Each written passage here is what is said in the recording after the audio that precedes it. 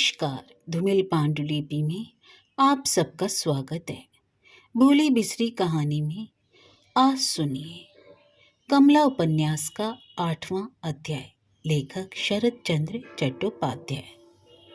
कुछ दिन वृंदावन में रहकर सतीश को यह अच्छी तरह मालूम हो गया कि वैराग्य पदार्थ कल्पना में चाहे जितना सुंदर जान पड़े, वास्तव में उसका उपयोग या उपभोग उतना रुचिकर नहीं प्रतीत होता। अर्थात मुंह से तो संसार असार कह देना कुछ भी कठिन नहीं, लेकिन वास्तव में संसार को छोड़कर संसार में रहना एक प्रकार से असंभव ही है। तूफान या आंधी के अवसर पर समुद्र के भीतर नाव स्थिर नहीं रह सकती, वैसे ही शोभ को प्राप्त मन के भीतर भी शांत भाव को स्थान देना असंभव है। इसी से सतीश लखनऊ से वृंदावन आकर अधिक दिन निश्चिंत होकर बैठ नहीं सका। संसार गृहस्थी और अतीत काल की स्मृतियां उसे जैसे चारों ओर माया के बंधन में बांधकर खींचने लगी। सतीश मन में सोचने लगा, गुरुदेव कहते हैं जगत मायामय है, मिथ्या है, परंतु मुझे गुरु वाक्य का बड़ा संदेह हो रहा है। कारण सारी इंद्रियों के द्वारा दिन रात जिस सत्य का अनुभव कर रहा हूं, उसे इतने सहज में किस तरह मिथ्या मान लूं। गुरुदेव की आज्ञा मानकर वह जो पागल की तरह हिमालय नहीं दौड़ गया, इसमें उसे कुछ संतोष ही हुआ। सतीश सोचने लगा, अब वह क्या करेगा? क्या फिर लखनऊ ही लौट चलना ठीक होगा? किंतु आत्मानंद स्वामी का वैराग्य पर व्याख्यान, मुक्ति के ऊपर टीका टिप्पणी और लोटा कंबल त्रिशूल का आस्फलन याद आते ही लखनऊ जाने का विचार तो उसके हृदय से एकदम दूर हो गया। उसके बाद जगदीशपुर का ख्याल आया। वहाँ उसकी माँ तो अवश्य है, लेकिन उनके साथ ही दूसरा ब्याह करने का प्रस्ताव भी उसका पीछा करने को मौजूद है। अतएव वह जगह भी उसके लिए शांति में स्थान नहीं। अच्छा, कालीग्राम जाए तो कैसा हो? लेकिन यह विचार उठते ही सतीश को कमला के गायब होने की बात याद आ गई। यह समाचार जिस रूप में सतीश के कानों तक पहुंचा था, उस पर उसे विश्वास नहीं हुआ था। यह तो नहीं कहा जा सकता, लेकिन इसमें भी संदेह नहीं कि उसे संपूर्ण विश्वास अब तक नहीं हो पाया था। इसी से असल बात जानने के लिए उसका मन व्यथापूर्ण आग्रह के साथ बार बार उसे उकसा रहा था। किंतु कमला रहित घर उसके लिए केवल एक सफल दुस्वप्न के समान ही नहीं था, बल्कि उसके साथ ही गांव का आंदोलन, समाज की हलचल, हंसी, व्यंग, ताने आदि की जहरीली हवा में उसका दम घुटने की संपूर्ण संभावना भी थी। इसकी कल्पना करते ही सतीश का मन एकदम उत्साहहीन हो पड़ा। सतीश ने सोचा, यह कैसी मुश्किल आ पड़ी है। ना तो मैं संसार छोड़कर सन्यासी होने को ही तैयार हूँ, ना घर लौटने को ही जी चाहता है, और ना बेकार यहाँ बैठे रहने में ही शांति मिलने की संभावना दिख पड़ती है। तो फिर अब मैं क्या करूँ? सोचते सोचते सतीश थक गया। उसके आगे सोचा नहीं गया। उसका दिमाग बिल्कुल बेकार हो गया। अंत को वह अपने मन से कह उठा, दूर हो जाए झंझट, चूल्हे में जाए यह सब चिंता, आगे की बात फिर सोची जाएगी। फिलहाल अब मैंने यह तय कर लिया कि संन्यास लेने का पागलपन मुझसे नहीं हो सकेगा। तब तो कुछ छुट्टी के दिन बाकी हैं, उन्हें इधर उधर के दर्शनीय नगरों और स्थानों की सैर में ही क्यों ना बिताऊं। सतीश ने ठीक किया कि कल सवेरे ही की गाड़ी से वह आगरे ताजमहल देखने जाएगा। कवि हृदय और उसकी प्रियतमा कमला, ना यह कमला नहीं, जो कमला उसका स्नेह, प्रेम, यतन, आदर्श, प्यार सब भूलकर लोक समाज में उसे हंसी का पात्र बनाकर उसके भविष्य और वर्तमान को अंधकार में डुबाकर जन्म भर के लिए उसको छोड़कर चली गई। उसके बारे में तो वह अब कुछ भी सोच भी नहीं सकता। किंतु स्वदेश और विदेश में जिस प्रेममयी नारी मूर्ति को लेकर सतीश की बहुत सी निद्राहीन रातें सुख स्वप्न की तरह अनजान में एक क्षण के समान बीत गई हैं, जिसकी आंखों की माधुरी, होठ की हंसी, तनुलता की लीला, हाथों का स्पर्श, सबसे बढ़कर जिसके हृदय भरे अथाह प्रेम की स्मृति ने खिले हुए ताजे फूल की तरह जिसके जीवन वृंद को पुष्पित प्रफुल्लित कर रखा है, वह इतने में इतनी जल्दी भूल नहीं सकता। एक दिन, 2 दिन, 3 दिन, इसी तरह सतीश की छुट्टी के दिन यहाँ बीतते चले जाते, किंतु सतीश ताजमहल को छोड़कर अन्यत्र जा न सकता था। किसी एक अज्ञात मोह के आकर्षण से वह रोज ताजमहल की ओर दौड़ा आता था। संगमरमर के उज्ज्वल स्वप्न के स्निग्ध शीतल स्पर्श में अपने शिथिल शरीर और व्यथित मन को लटाकर लुटाकर वह चुपचाप पड़ा ताज को ताका करता। उसके सामने यमुना का श्यामल जल किसी आकुल वेदना से कलकल नाद करता हुआ वहां बहा करता था। किनारों की कठिन तटभूमि से सिर पटकती हुई वृहणी यमुना जैसे रोदन किया करती थी। शाहजहां के प्रेम की स्मृति ताजमहल ने आज सतीश के भी हृदय के खंडर में प्रेम की दीपशिखा को फिर जैसे उकसा दिया। यह संगमरमर की इमारत जैसे सजीव हो उठी। यह पाषाण की मौन भाषा जैसे कान लगाकर सुनी जाती है। इसी की यह निष्कलंक उज्ज्वलता जैसे हृदय के अंधकार को दूर करने वाली है। सतीश ने निश्चय किया कि वह यहाँ रहकर छुट्टी के बाकी दिन बिताएगा। इधर उधर मारे मारे फिरना बेकार है। देखो वहाँ रहकर वह शांति पाता है या नहीं। पूर्णिमा की रात थी। चंद्रमा की चांदनी ताजमहल पर पड़कर उसे और भी उज्जवल बना रही थी। चबूतरे के ऊपर कुर्ता उतारकर उसे तकिए की जगह सिर के नीचे रखकर लेटा हुआ सतीश ताज की अपूर्व शोभा निहार रहा था। चांदनी और ताज जैसे परस्पर मिलकर धीरे धीरे एकाकार हुए जा रहे थे। जान पड़ता था दम भर में चांदनी और ताज को अलग अलग पहचानना कठिन हो जाएगा। एकाएक पास ही किसी की बांसुरी बज उठी, किंतु स्वर में उदासी और विषाद का भाव जैसे कूट कूट कर भर दिया था। वह जैसे कोई मुंह से सांस नहीं, हृदय की दीर्घ श्वास से बचा रहा था कि अचानक बांसुरी का बजना रुक गया। उसने हताश स्वर को सुनकर सतीश की आंखों में भी आंसू आ गए। एक सांस लेकर वह धीरे धीरे उठ बैठा। उसके मन में यह आग्रह पैदा हुआ कि इस बांसुरी को बजाने वाला उस्ताद कौन है, जरा देखना चाहिए। उठकर देखा, पास ही यमुना की ओर मुखे हुए एक आदमी चुपचाप बैठा है। पहनावे से जान पड़ा बंगाली है। सतीश अपनी जगह से उठकर उसके पास जा बैठा। उस आदमी को मुखातिब होने पर सतीश ने कहा, महाशय कृपया करके क्या एक बार और बांसुरी बजाइएगा। उस आदमी ने जरा हंसकर कुछ उत्तर न देकर फिर से बांसुरी बजाना शुरू किया। वह बांसुरी जैसे रोने के सिवा और कुछ जानती ही ना थी। रोते रोते बांसुरी फिर रुक गई। सतीश और वह आदमी दोनों थोड़ी देर तक चुपचाप अपनी अपनी जगह बैठे रहे। उसके बाद सतीश ने प्रकृतिस्थ होकर धीरे से कहा, आपकी बांसुरी के भीतर और कितना रोने का स्वर भरा हुआ है। उस आदमी ने वैसे ही करुण हंसी हंसकर कहा, आपका मन रखने के लिए मेरी बांसुरी हंस भी सकती है, सुनिएगा। इतना कहकर उसने फिर बांसुरी उठाकर बजाने के लिए मुंह से लगाई। सतीश बाधा देकर क्या उठा, ना महाशय, ताज के पास हंसी का स्वर ठीक जम नहीं सकेगा। उस आदमी ने कहा, इसी से तो मेरा भी बांसुरी वही राग अलाप रहा है, विरह का राग। इस दुख की दुनिया के साथ रुदन के स्वर के सिवा कुछ और भी मेल खाता नहीं। बातचीत सुनकर वह आदमी सतीश को बहुत भला मालूम हुआ। सतीश ने कहा, आप कुछ ख्याल ना करें तो मैं आपका परिचय जानना चाहता हूँ, क्या कृपया करके बतलाइएगा। उस आदमी ने कहा, मेरा नाम क्षितिश चंद्र चौधरी है, मकान कपिल डांगा में है। और आपका नाम था? सतीश ने कहा, मेरा नाम सतीश चंद्र राय है, वर्धमान जिले के जगदीशपुर गांव में घर है। सुनकर क्षितिश के हाथ से बांसुरी जोर से गिर पड़ी। अत्यंत विस्मय के साथ अवाक होकर सतीश के मुंह की ओर ताकने लगा। सतीश ने कहा, अरे देखिए, बांसुरी तो नहीं टूटी। इतना कहकर बांसुरी उठाकर सतीश ने क्षितिश के शिथिल हाथ में पकड़ा दी। इतने में अपने को संभाल कर क्षितिश ने कहा, जगदीशपुर में सतीश चंद्र राय नाम के क्या कोई और भी सज्जन रहते हैं? नहीं जी नहीं, मैं लखनऊ में जहाँ मैं नौकर हूँ, मेरे नाम के और एक आदमी के अवश्य रहते हैं। अब क्षितिश के मन में कोई संदेह नहीं रहा। आपकी ससुराल कालीग्राम में है? बहुत सिकोड़कर संदिग्ध स्वर में सतीश ने उत्तर दिया, हाँ, लेकिन आपको कैसे मालूम हुआ? क्षितिश अत्यंत प्रसन्न होकर कह उठा, सतीश बाबू, आपके इस प्रश्न का उत्तर पीछे दूंगा। इस समय भगवान की दया से ऐसे अद्भुत ढंग से आपसे भेंट हो गई, तब मैं आपको छोड़ूंगा नहीं। पास ही मेरा डेरा है, आपको मेरे साथ चलना होगा। क्षितिश की ओर भौचक्के की तरह थोड़ी और देर देखते रहकर सतीश ने कहा, मुझे आपके डेरे पर चलना होगा? क्यों? इस क्यों का उत्तर मेरे डेरे पर चलकर ही आप पाएंगे। आप कौन है? एक जासूस। इसके माने? कर्मश प्रकाश, यहाँ उठिए, चलिए, देर ना कीजिए। इतना कहकर क्षितिश अवाक हो गया।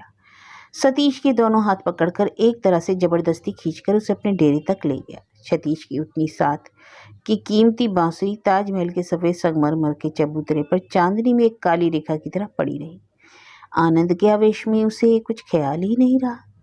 2 दिन से हरनाथ मैत्र को एक दूसरे गांव में किसी यजमान के यहाँ कोई पूजा अनुष्ठान कराने के लिए रहना था। यजमान के यहाँ का सब कामकाज समाप्त कर आज दोपहर को फिर वह अपने गांव को लौटे। इनके पीछे पीछे 2 आदमी और आ रहे थे। उनके सिर पर 2 गठरियां थी जिनमें यजमान के यहाँ मिला हुआ सामान बंधा था। एक गठरी में नया पीतल का एक कलसा भी झलक रहा था। मतलब यह है कि यजमान के यहाँ से पंडित जी को यथेष्ट लाभ हुआ था। कड़ी धूप की जलन से परित्राण पाने के लिए हरनाथ अपने मुंडित माथे पर भीगा हुआ अंगूछा कई परत करके रखे हुए थे और एक सफेद कपड़े की छाया में से तेजी से अपने घर की ओर जा रहे थे। उनके बाएं हाथ में यजमान के दिए हुए 2 धोती के जोड़े थे। इन्हीं कुछ दिनों में हरनाथ का चेहरा जैसे सूख गया था। वह बूढ़े हो गए थे, कमर भी जैसे कुछ झुक गई थी। उनकी दोनों आंखें जैसे भीतर धंस गई थी और उनके नीचे स्याही जम गई थी। उनका मुख देखने से ही मालूम पड़ जाता था कि उनके हृदय के भीतर कैसी भयंकर आग चल रही है। अब यजमानी की उन्हें बिल्कुल ही इच्छा नहीं है। कहीं कहीं चले तो जाते हैं, सो यजमानों के बहुत कहने सुनने और अपनी ज़रूरतों से लाचार होकर। साथ ही अपने व्यथित मन को बहलाना भी इसका एक उद्देश्य होता है। चारों ओर कड़ी धूप फैली थी, वह धूप जिससे लकड़ी भी सूखकर फट जाती है। रास्ते में मिट्टी धूप में जलकर आग की तरह तप रही थी। हरनाथ किसी और नजर करके सीधे बढ़े चले जा रहे थे। इसी समय एकाएक दाहिनी ओर से आवाज आई। यह किस्त वह मात। हरनाथ समझ गए शशि मुखर्जी के घर के चबूतरे पर शतरंज खेलने का दैनिक अड्डा बादस्तूर जमा हुआ है। उन्होंने लोगों की नज़र बचाकर निकल जाने के लिए छाती के दाहिनी ओर झुकाकर अपने को छिपाने की चेष्टा की। कमला के गायब हो जाने के बाद से उन्होंने इस शशि मुखर्जी को बहुत अच्छी तरह पहचान लिया था। इसी से उसके प्राच्छन्न व्यंग से भरे मुख पर विनय प्रकट करने का जो महाआडंबर देखते ही हरनाथ के हृदय के भीतर घाव में नमक छिड़कने की जैसी व्यथा पैदा हो जाती। किंतु काने शशि की एकमात्र आंख जो थी उसमें सांप की सी तीक्ष्ण दृष्टि थी। उसने ची चैक करने वाले गले से बोला, अरे हो हरनाथ दादा, तनिक सेवक पर भी कृपा करते जाइए, इस तरह चले जाना ठीक नहीं। हरनाथ कुंडल देखकर खड़े हो गए, छाती की आड़ हटाकर आत्मप्रकाश करके अप्रतिभ स्वर में, ना भाई, धूप बड़ी कड़ी है, जमीन भी जैसे जल रही है, दूर से चले आने के कारण प्यास लगी है, इस समय नहीं ठहरूंगा, सीधा घर जाऊंगा। शशि बगल की तरह एक एक पग आगे रखता हुआ हरनाथ के पास पहुंच गया और व्यस्त भाव दिखाकर कहने लगा, यह क्या दादा, प्यास लगी है? चले आओ, मेरे यहाँ डाब का ठंडा जल पियो। अरे भाई, घर तो पहुंच ही गया हूँ, स्नान पूजा वगैरह करना बाकी है, एकदम सबसे छुट्टी पाकर जल पीऊंगा। इतना कहकर उन्होंने फिर आगे बढ़ने की चेष्टा की। शशि ने बहुत आग्रह दिखाकर कहा, आओ नहीं दादा, आओ नहीं, जल ना पियो, कम से कम एक सुसंवाद तो सुनते जाओ। सुसंवाद का नाम मत लो भाई, इस जीवन में अब मेरे लिए सु और कु दोनों ही बराबर है। शशि ने अंधेरे मुंह गढ़र मटमैले रंग के दांत चमकाकर हंसते हुए कहा, हरनाथ दादा, इस दुनिया से उब जाना ठीक नहीं। मैं अगर सचमुच ही आपको कोई अच्छी खबर सुनाऊं तो मुझे क्या खिलाइएगा, बताइए। शशि का रंग ढंग देखकर हरनाथ के मन में तुरंत एक संदेह की बिजली चमक गई।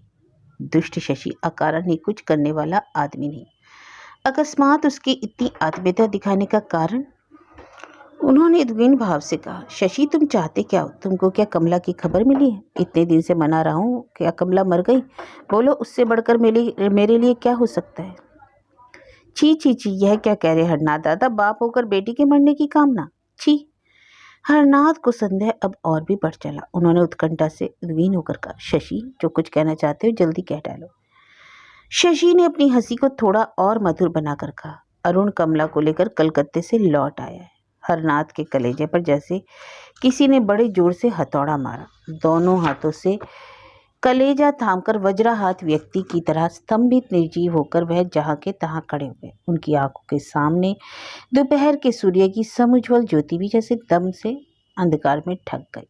अधमरे चूहे का तड़पना जैसे बिलाव निष्ठुर दृष्टि देखता है, ठीक वैसे ही शशि मुखर्जी हरनाथ मैत्र को देख रहा था। विस्मय का पहला धक्का लगने पर हरनाथ की ऐसी दशा हुई, लेकिन वैसे ही विस्मय को दबाकर उन्हें क्रोध की आग जोर से जल उठी। विकट क्रोध और अपमान की उत्तेजना से हरनाथ का मुखमंडल लाल हो उठा, माथे की सीधी नस फूल उठी। क्रोधातिरेक के कारण उनके हाथ पैर कांपने लगे। उन्होंने आग भरी नजर से शशि की ओर देखकर प्राणपण से चिल्लाकर कहा, अरे ओ महापापी, यही ही तेरा सुसंवाद है, तेरे सिर पर गाज गिरे, तेरा सर्वनाश हो।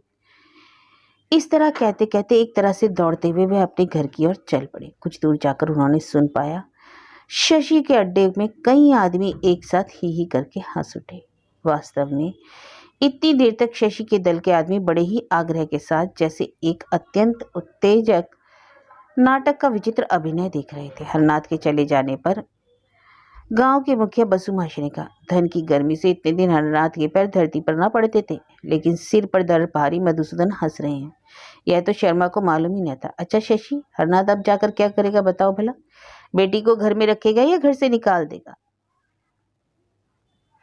हरनाथ का उग्र रूप देखकर और उनके अभिशाप सुनकर शशि का मन भयभीत हो उठा। किसी तरह उस भाव को दबाकर शशि ने कहा, जान पड़ता है निकाल बाहर ही करेगा, लेकिन यह भी निश्चय के साथ नहीं कहा जा सकता। कारण बुढ़ा जैसे बारूद के पलीते की तरह चटचट सुलग कर उठता है, वैसे ही क्रोध शांत होते देर नहीं लगती। फिर हजारों बाप ठहरा। लड़की को देखकर रोना धोना सुनकर बाप का हृदय पसीज उठे। कुछ आश्चर्य नहीं। खैर चाहे जो हो, तुम लोग तब तक यहाँ बैठकर एक बाजी बिछाओ, मैं जाकर मालिकों को यह खबर दे आऊं। क्या कहोगे जाकर? एक आदमी ने पूछा। शशि बोला, कहूंगा कि हरनाथ मैत्र लौट आए हैं। कमला के आने की खबर मैंने पहले ही जमींदार बाबू के कानों तक पहुंचवा दी। सिर्फ हरनाथ के यहाँ मौजूद ना रहने से वह 2 दिन से क्रोध संभाले हुए थे। वहां जो लोग उपस्थित थे सभी के मुखों पर भारी आराम और संतोष के लक्षण दिखाई पड़े। गांव में दिन प्रतिदिन हरनाथ के घर की श्रीविधि देखकर जो लोग मन ही मन भीतर निष्फा फल डहा और आक्रोश रखते थे, आज उनके अंतर्दाह को बुझाने वाले शुभ सुयोग आकर उपस्थित था। हरनाथ एक प्रचंड उल्का की तरह, भारी तूफान की तरह जब घर के भीतर वेग से घुसा, उस समय उनकी पत्नी अरुण और कमला के आगे परोसी हुई थाली लाकर रख रही थी। हरनाथ को सबसे पहले कमला ने ही देखा। वह तुरंत ही पीड़े पर से उठकर रोती हुई उनकी ओर दौड़ पड़ी और प्राणपन से हरनाथ के दोनों पैर पकड़कर उनसे लिपट गई। हरनाथ की पत्नी भी दुख और आनंद के सम्मिलित आवेग से रो पड़ी और बोली, तुम्हारी कमला भगवान की कृपा से फिर लौट कर आ गई। हरनाथ का हाल अजीब हो गया। उन्होंने एक बार कमला की ओर और एक बार अपनी स्त्री की ओर पागलों की सी उद्भ्रांत दृष्टि से देखा। उसके बाद अरुण की ओर देखकर वह गरज उठी। अरुण! उनकी उस कड़ी पुकार को सुनकर बालक अरुण का सारा उत्साह और साहस न जाने कहाँ उड़ गया और दबे हुए धीमे स्वर में कहा, बप्पा। हरनाथ की स्त्री स्वामी का भाव देखते ही मन में शंकित हो उठी और भीतर ही भीतर भगवान को स्मरण करने लगी। हरनाथ मैत्र का क्रोध गांव भर में प्रसिद्ध है। घर घर बूढ़े से लेकर बच्चा तक उनके क्रोध की भयंकरता को अच्छी तरह जानता है। गुस्से में आकर उन्होंने अक्सर ऐसे काम कर डाले हैं जिनके लिए उन्हें पीछे कम पछताना नहीं पड़ता। मतलब यह है कि क्रोध की दशा में उन्हें कुछ भला बुरा नहीं सूझता था। हरनाथ ने कर्कश स्वर में पूछा, अरुण तुमने कमला को कहाँ पाया? अरुण ने धीरे से कहा, क्षितिज बाबू के मकान में।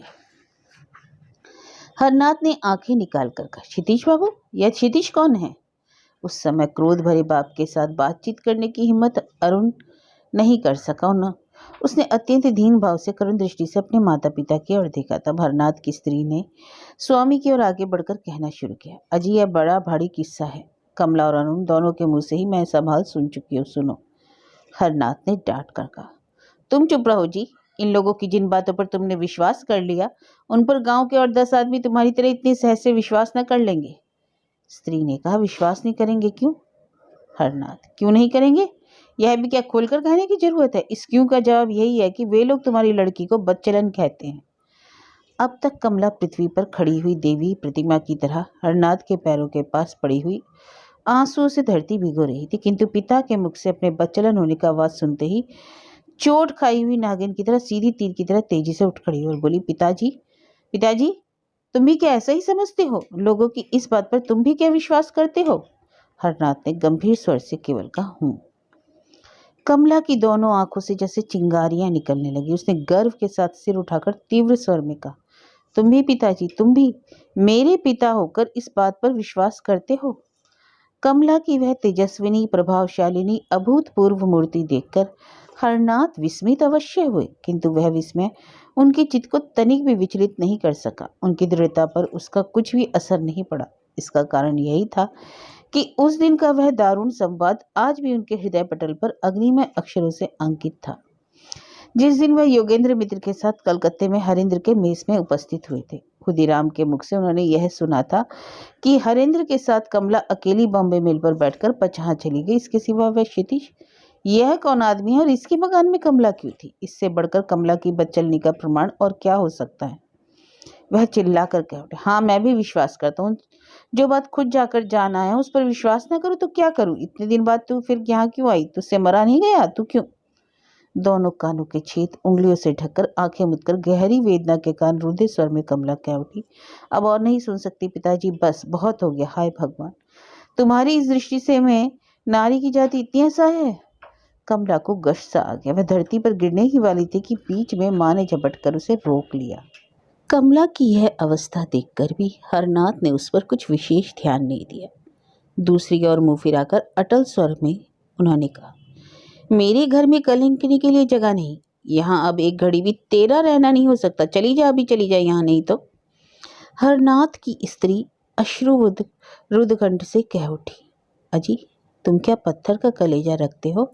ऐसी बात जवान पर भी ना लाओ। हरनाथ ने वैसे ही अटल भाव से तीखे स्वर में कहा, देखो जिस दोष के लिए योगेंद्र मित्र ने अपने एकमात्र पुत्र की ममता छोड़ दी, उसी एक दोष से दूषित इस पापिष्ठा को मैं किस मुंह से अपने घर में रख सकता हूँ? पत्नी ने कहा, अच्छा बाप ने त्याग कर दिया तो क्या हुआ? समाज हरेंद्र को अपने से अलग नहीं रखेगा। फिर वह मर्द मानुस है और कमला स्त्री जाति। इस विपत्ति में अगर तुम उसे आश्रय न दोगे तो और कौन उसे समेट कर रखेगा? हरनाथ, बस एक ही आश्रय देने वाला है, यमराज। अगर कमला की देह में मेरा एक बूंद भी रक्त है तो अभी जाकर यमराज का आश्रय लेना चाहिए। यह कहते कहते हरनाथ के नेत्रों से गरम गरम आंसू टपकने लगे।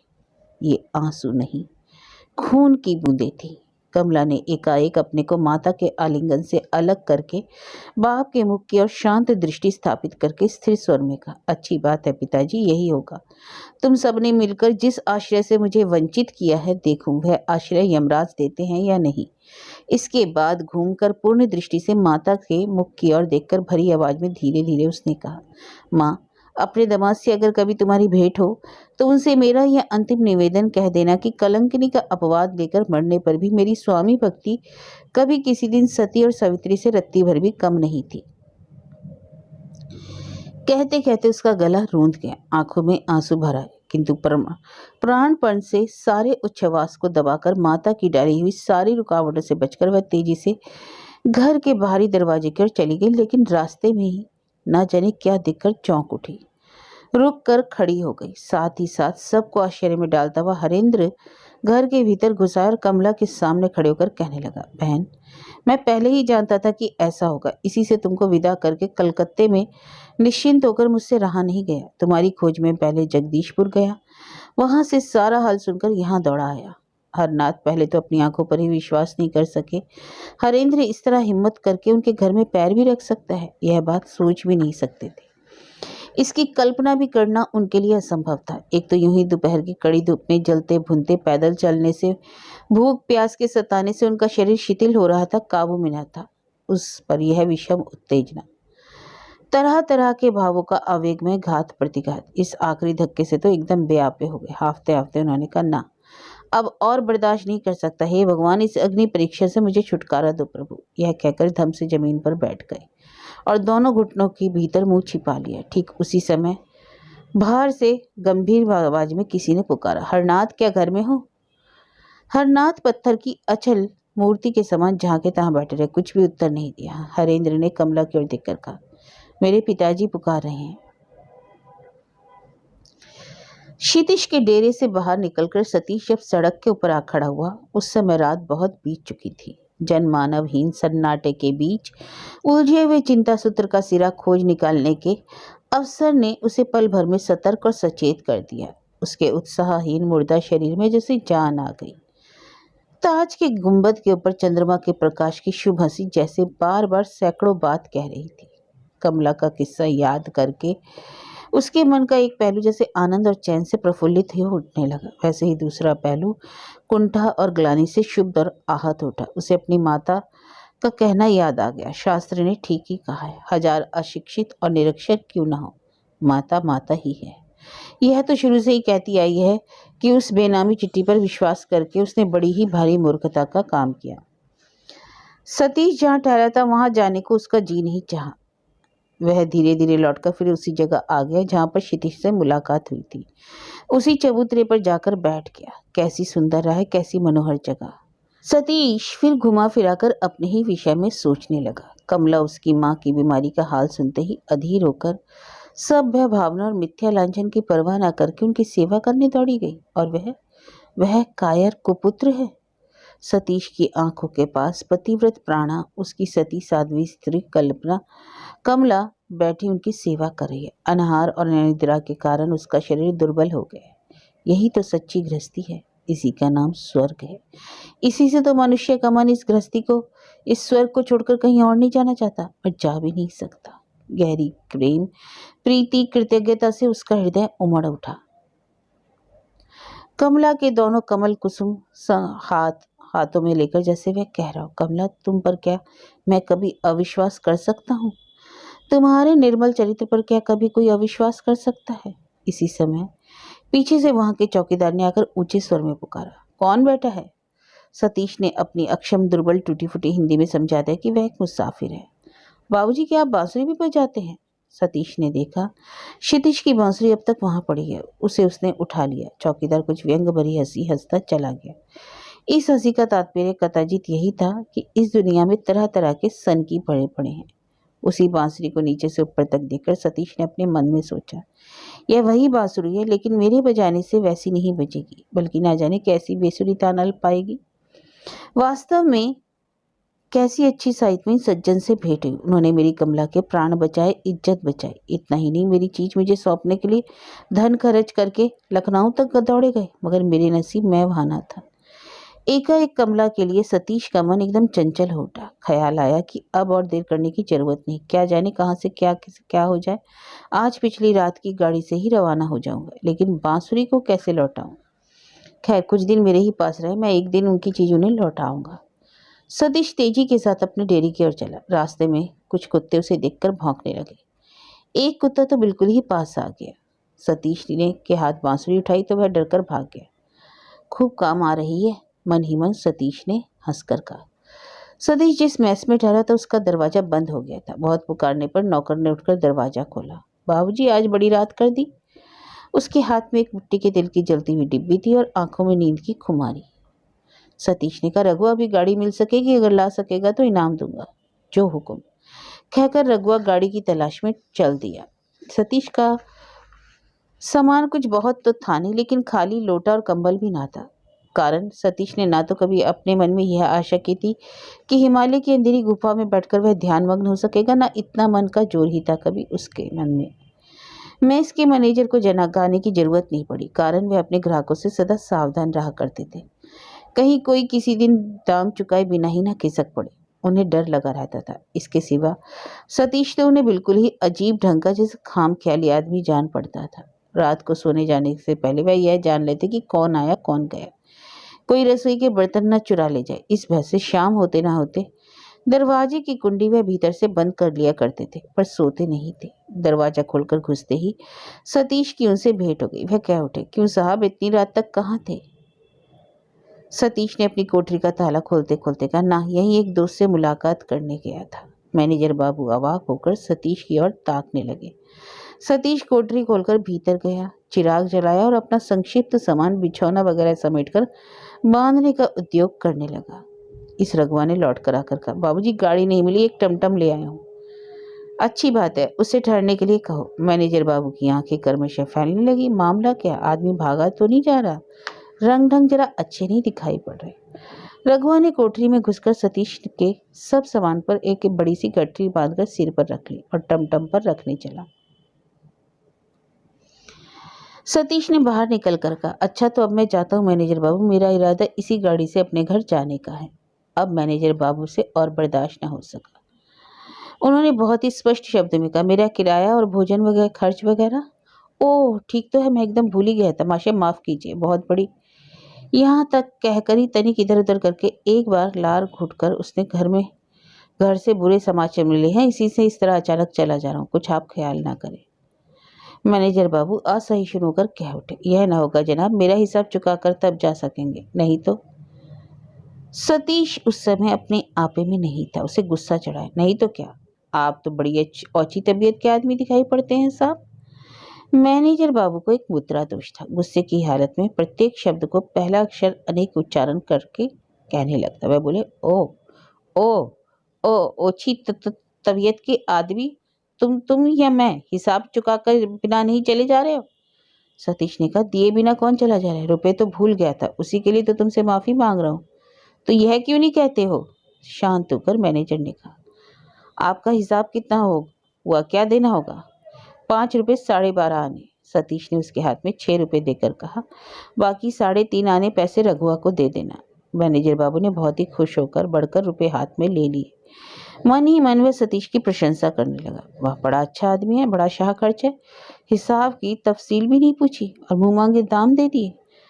बात असल में यह थी कि मैनेजर ने अंदाज से मनमाने दाम मांग लिए थे। ठीक हिसाब किया जाता तो शायद 3 रुपए से अधिक कभी नहीं निकलते। सतीश सीधा जाकर टमटम पर बैठ गया, उसे हकवा दिया। टमटम कहने ही कई टमटम थी। घोड़ा बिल्कुल मुर्दा हो रहा था। कोचवान ने घोड़े की पीठ पर कसकर 2-4 चाबुक लगाए। उसके मुंह से अद्भुत शब्द कहने लगा। खैर, टमटम किसी तरह स्टेशन की ओर चलने लगी।